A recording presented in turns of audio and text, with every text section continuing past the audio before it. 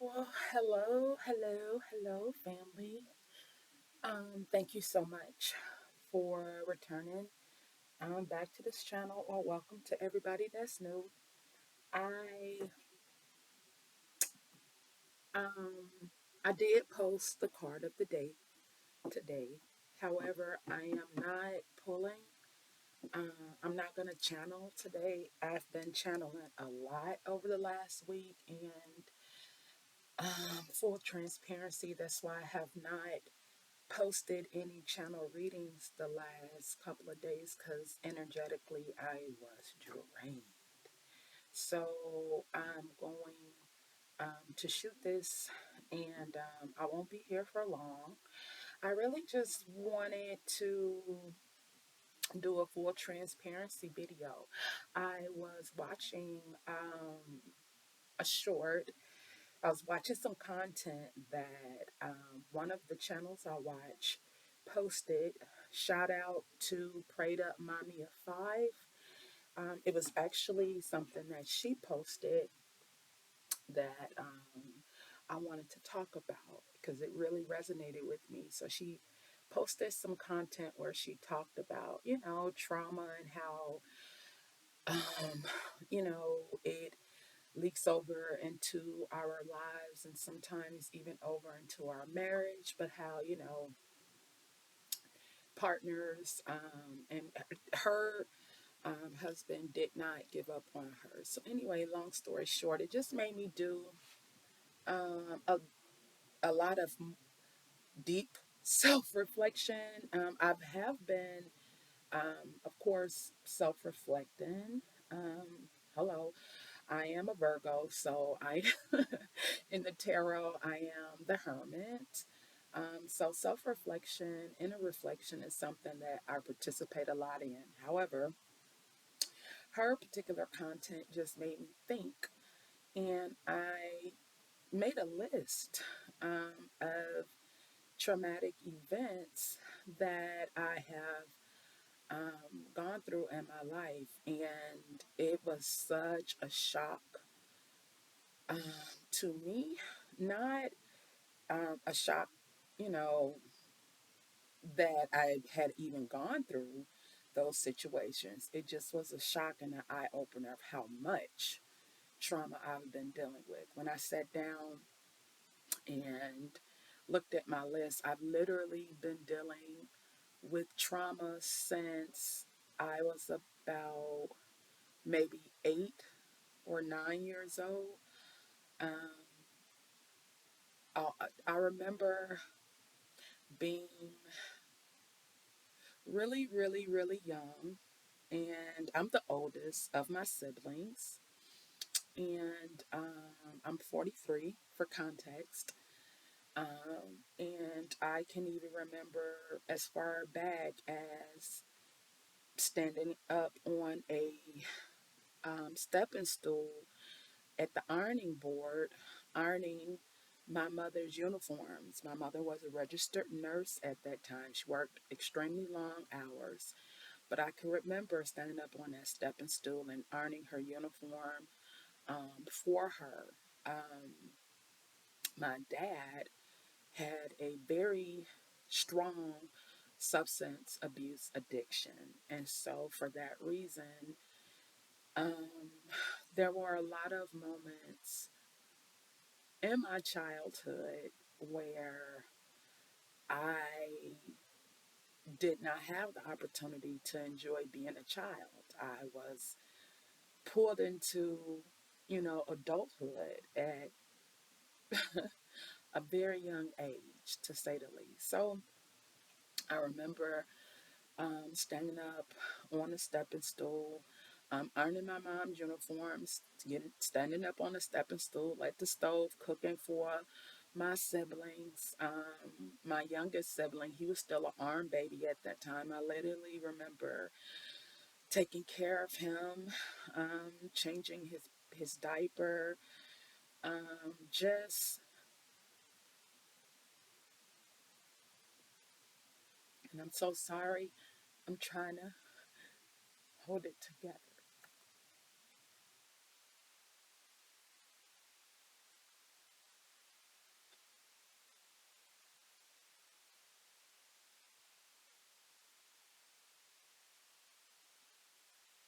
So I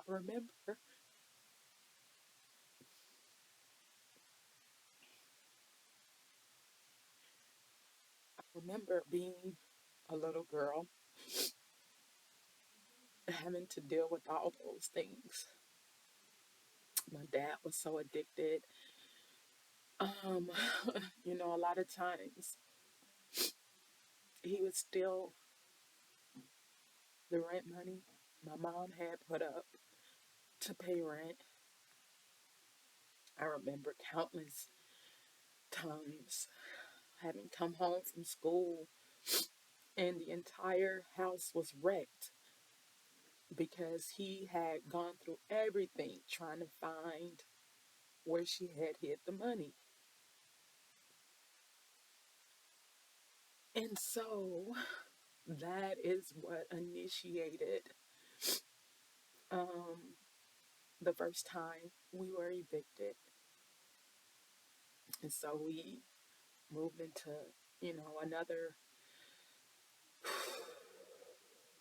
another residence. We were not even in that residence for 2 months. And we had to move because once again he found where she was, keeping the rent money, and he took it. That's how he was um, supplying his, feeding his habit. I even found out later as an adult that all of the furniture that we were told as children someone had broken into our home and stolen, that my dad had actually sold it to the local pusher to help pay for his habit. So anyhow, so um, we left, and when I say we, I mean my siblings and my mother left and moved to St. Louis, Missouri. I'm originally from Chicago. We moved to St. Louis, and we moved to St. Louis, and we had family there. However, because of a bedwetting accident that I had on the floor, um, I was told I had to sleep in the bathtub, and my mom just was not having it. So that is what started um, us living on the streets. And I remember, sleeping in bus stations, in train stations, in parks. We didn't have the money to afford anything other than what my mom could afford. So sometimes we literally, you know, through food that was given to us from the food pantries, we, found ways to open that and would heat up said food, against the sun because we didn't have electricity. We were staying in the park. And knowing what I know now, I know that I encountered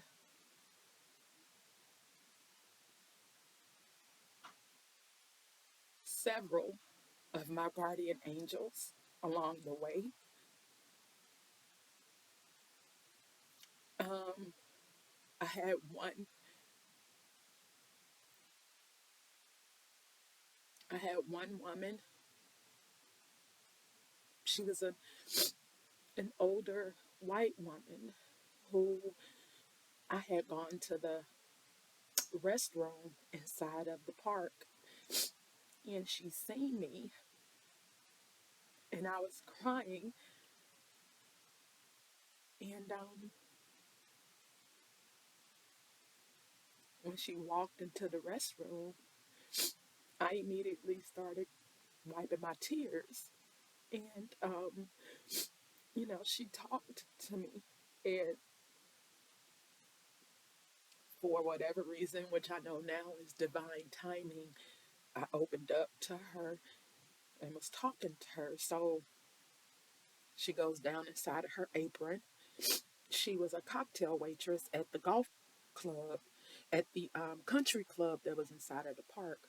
She goes down inside of her apron and she gives me some money and she says, I want you to go tell your mom to get you all a hotel room for a week. So she gives me this ball of money and she gave me a card with her number on it. And she said, I want you to call me. I don't care what time it is or what's going on with you. I want you to call me if you ever need anybody. Crystal, I remember her name. I remember her name. I remember how she looks. I remember everything about her, down to the color of her fingernail polish. Sure enough, I go and I tell my mom. My mom instantly gets upset at me because she's like, you went stole this money. Who just stole this money from? And I'm telling her like, no, mom. This lady came into the bathroom and I was in the bathroom and she gave it to me. And so my mother's like, ain't no damn white woman just gave you all of this money to get no hotel room. And she goes on and on and on. So literally a few hours later, she packs us all up from the park and tells us that we're going to go and find a hotel room. Go and find a hotel room. So, long story short, that first time initially that I met her, she um, was really, you know, a stone. She was a rock for me during a very difficult time. Fast forward sometime later, and at this time, I'm not even keeping up with the lapse in days or weeks or months because I was literally just out of it mentally. So we go and find hotel room. We stay in the hotel room until we pay up what we can. We stay in there for as long as we can. Mind you, my mom has since gotten a job. However,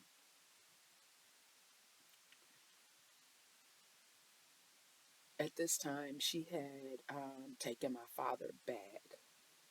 And so not only were we dealing with his substance abuse addictions, but we were also dealing with um, my mom loved to gamble to the point to where she'd gamble her whole check away. I'm talking about like in the casino, sun up to sundown. There were some days we would call my mom. My mom wouldn't answer the telephone. She'd get off work. She'd come and drop us off something to eat and get gone. We wouldn't see her again. And then when we did see her, it was not a very good reunion. Let's just say that. So I say all of that to say, even with the homelessness and the verbal, the mental, the emotional abuse, even physical abuse, because I remember going to school, I think I was in the sixth grade. I went to school with a black eye. And I remember my teacher asking, like, well, what happened? And I said, um, well, I don't really want to say what happened because I might get my parents in trouble because I went to a predominantly white school. We lived in a predominantly white town. And so, anyhow, my dad, I had the black guy courtesy of my dad. He had came in one night on a drug binge, and at this time we were living in a house. And he came in one night and he really was getting really rowdy with my mom. And my mom jumps in the car and pulls off. And me, being the oldest, decided that I was going to stick up for my mother. So, anyhow, I gets into it with my dad. He literally held me down and punched me in the eye. So when I went to school the next day, I had a black eye. Nobody really knew. Nobody, I'm not going to say nobody really knew. Nobody knew what happened except for the best friend that I had at that time. And when I told her, her mom was mortified that something like that had happened to me. So she made it a point to always, come and pick me up and hang out at her house after school. And on the weekend, she would come and get me, and I would stay the weekend over there. And so back to the content that I've seen. In the content, she talks about how she getting pregnant at 14 and how that changed things for her. And it just made me think back to um, everything that was going on with me. I became a mother at 14. So, 14 years old, I gave birth to my son. Um, and I feel as though somewhere deep down in my subconscious, I did that because I really was looking for something to call my own that I didn't have to worry about nobody taking away from me. And I remember nobody knew I was pregnant. The only person that knew I was pregnant was my sister. And when my mom found out I was pregnant, the first thing she talked about was getting, unaliving, taking me somewhere to where they would take care of that. And it, it really, really, really, really did something to me. And she loves her grandson, but I oftentimes think about how,